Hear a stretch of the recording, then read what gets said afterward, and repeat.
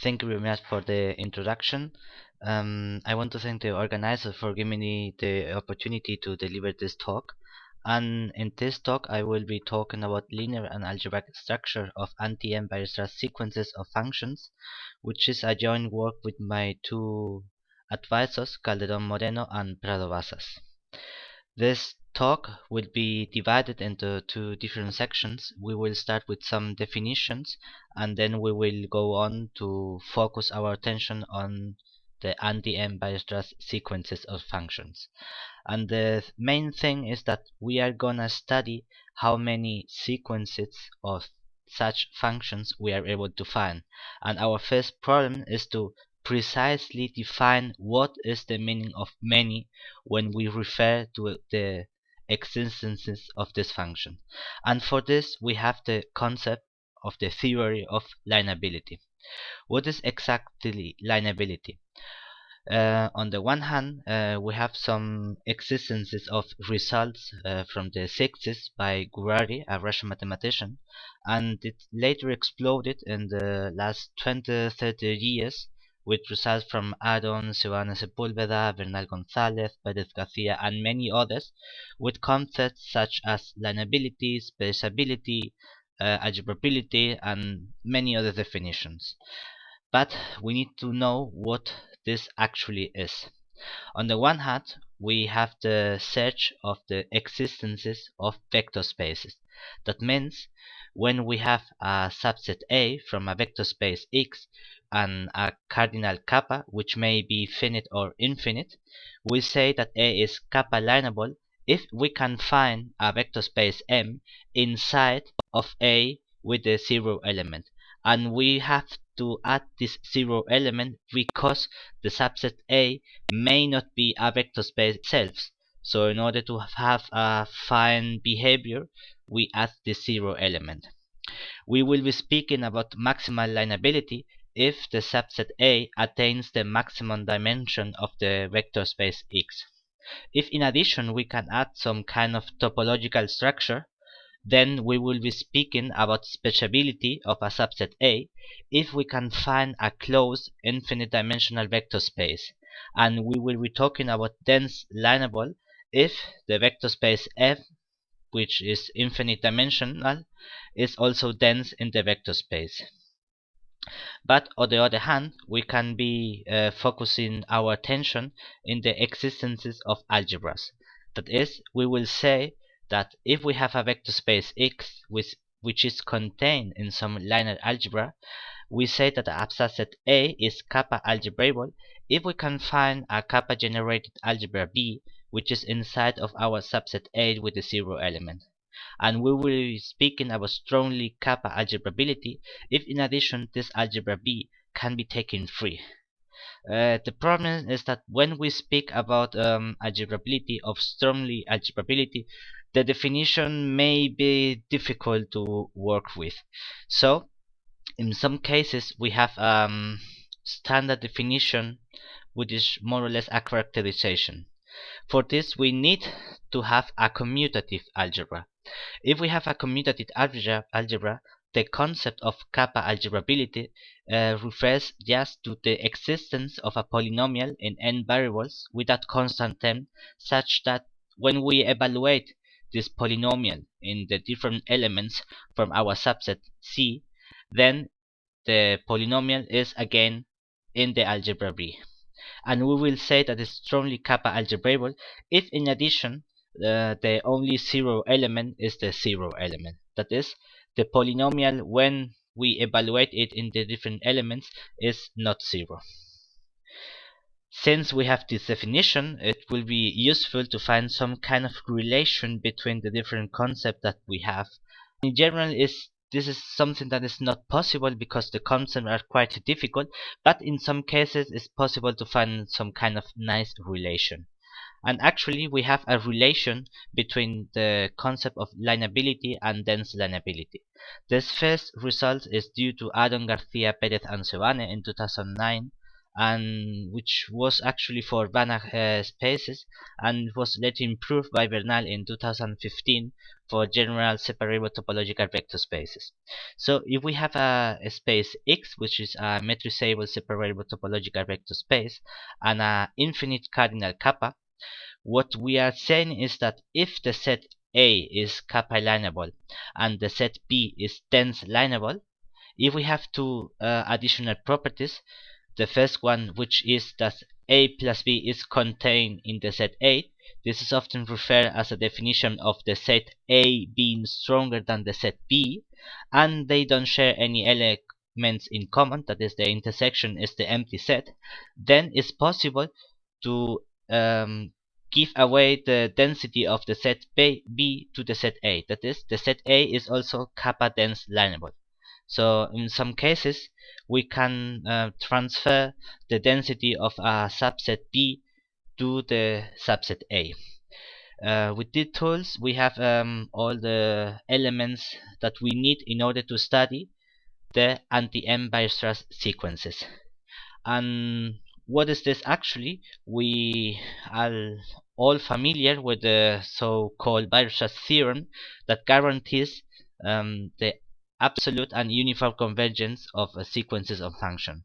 And for this, if we have a sequence of functions such that we can find a sequence of scalars where the functions of the element of our sequence of function fn are dominated at every point by this scalars mn, and the scalars, the series, is convergent, then we can assure that our series of functions is also absolute and uniform convergence on our space X.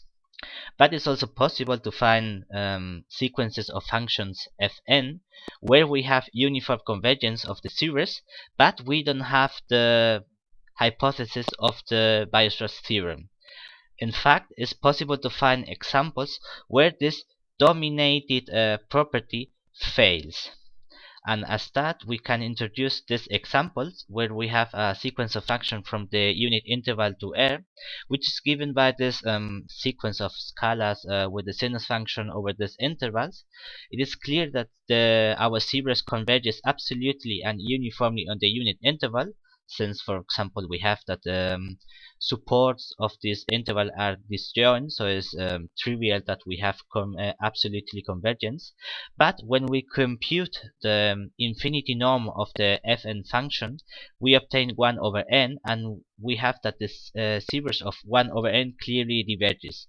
So we have an example of a sequence of functions which is uniform convergent, but where we don't have the hypothesis of the Weierstrass theorem.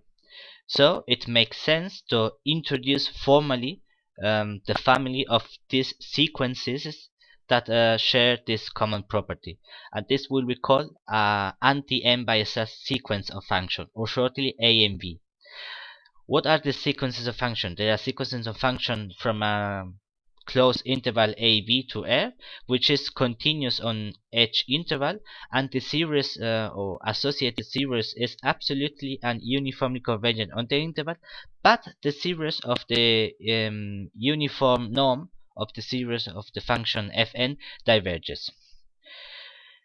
When we go back to the previous example, we can see some kind of nice behavior, or we can relate where we have a coefficient 1 over n, and we have a function un, which is the sinus function. And actually, we observe that the non-convergence of the infinite norm of the function was actually due to this coefficient 1 over n. So it makes sense to think if this is actually something that we can focus on and try to find some kind of nice relation. And this is actually the case, since we can introduce the family F. The family F, which is kind of an auxiliary family of functions, will be the sequences of function of the closed interval AB, where we have pair with disjoint support, and the sequence un is of the infinity norm is bounded and from 0. That is, we have this condition for the infinity norm and the infimum. So why is this family so important for us? Because we have this nice result that allows us to find a relation between the family f and an element of our anti-M Weierstrass sequences of function family. For this, if we have a sequence of the family f and a sequence of coefficient, if we construct the sequence of function fn as the multiplication of the coefficient sequence and the sequence of function, then we have absolutely convergence of our series of function. We have uniform convergence on the interval if and only if the series of the coefficient, the sequence of coefficient, converge to 0, and we have that the sequence is convergent if and only if the sequence of coefficient is in L1, that is summable. So with this results, we have an easy consequence, which is this corollary that allows us to say if we have a function, a sequence of function from the family f and a sequence of a coefficient which is in C0 minus L1, then this sequence, which is constructed as the multiplication of these two terms, is an element of A and B.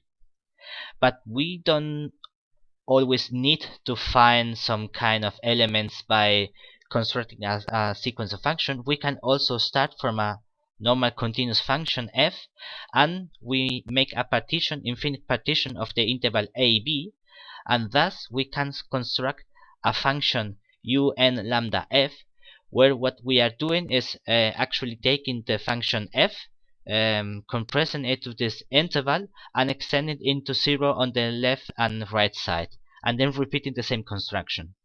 With this sequence of function, we can define a natural application E lambda, which goes to the continuous function, to this sequence of function f union 0 element, which is a well-defined application, linear, injective, and also we have this four nice properties, which is just a computation which will be useful for the theorems that we have.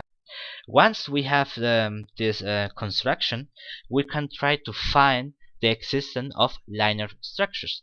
And for this, we have a first result that allows us to focus on the coefficients. For this, if we have a linear vector subspace M of the space of coefficients C0 minus L1 union to 0, which dimension kappa, and we have a generator system of M, which is given by the sequences of coefficients with cardinality also kappa, by fixing a sequence of function un from the family f, then we can construct a linear vector subspace of also dimension kappa, which is generated by this element, by this multiplication of coefficient and sequences of function, which is also a subspace of our anti-M Weierstrass sequences of functions. On the other hand, we can focus on the behavior of the functions. That is, if we have a vector subspace of our sequences of function of the family f with dimension kappa, and we have generator system of this vector subspace, by fixing a sequence of coefficient from C0 minus L1, we can also construct a linear vector subspace of also dimension kappa, which is generated by this multiplication again, and is also contained in our anti-M Weierstrass sequence of function. That means that, as a consequence, we have that our family A and B is maximally lineable. And the idea is just use the two theorems or results that we have posted and either find a vector subspace of C0 minus L1 and take an arbitrary sequence of function, or takes a vector space of sequences of function and fix an arbitrary sequence of coefficients in C0 minus L1. But we can also use the nice relation between lineability and dense lineability and find that also our families of anti-M Weierstrass sequences of function is maximal dense lineable in the space of continuous sequences that converge to 0 in the supremum distance. For this, we just have to take our space or set A as our family of anti-M Weierstrass sequences, which is already maximal lineable. We take the space B as the space C00. This is all the sequence of continuous function which are 0 up after some term. We have that A is stronger than B, and they don't have any elements in common. So using this result from Aaron, Perez, and Sepulveda, we have that our family is also taking the density of this set B. That is, our anti-M Weierstrass sequences of function is maximal dense lineable. Then the last point is to study the extensions of algebraic structure. That is, if we can extrapolate these results and look for algebras. For this, we have an analogous relation. If we have a free algebra in C0 minus L1, which is has a corresponding generator system, and if we fix an sequence un of function from the family f, then the algebra generated by this multiplication of elements is again a free algebra in our space of anti-M Weierstrass sequences, and has also the same dimension as the free algebra L that we are taking in the space of coefficients. The idea behind this proof is just to notice that the elements of the algebra A are of this form, and also an auxiliary result that states that if a polynomial p with a constant term, and we have a sequence of coefficient in C0 minus the union of all the LP spaces, then when we evaluate this polynomial p in the sequence, this is again an element of C0 minus L1. The same idea goes when we try to focus on the sequences of functions. For this, if we have generator system G of a free algebra of the continuous function, and we have again a partition lambda infinite partition of our interval AB, by fixing a sequence an of coefficients in C0 minus the union of all the LP spaces, then under some nice construction that we need in order to compute everything, that is why we have to take this coefficient gamma e, we can also find a generator system of a free algebra in our family of anti-M Weierstrass sequences of function, which is given by this u, that is again the multiplication of the sequence of coefficient and the generator system of this elements. And the idea behind this proof is again noticing that the elements of our algebra A are of this form. This is some kind of sum stuff we have for this interval, and an auxiliary lemma which states that if we have a free algebra U in the space of continuous functions, which is generated by this sequence UE, and we have a set of polynomials Pi where the polynomials are all of degree 1, then if we take the composition of the generator system U and the polynomials P, then this is again a generator system of a free algebra in the space of continuous function. That means that with these results, we can state that our family A and B is strongly C algebraic. That is, we can find a free algebra of dimension C, dimension the continuum, inside our family of anti-M Weierstrass sequences. The idea is again to use both of the results, either focusing on the structure of the coefficient or on the structure of the sequences of functions. This is the main results that we have. We can find them precisely in the third paper that we have there, where we have published all these results, and we can also find related information and results referring to lineability in the first two papers. And with it, I wanted to stop, and thank you very much for your attention.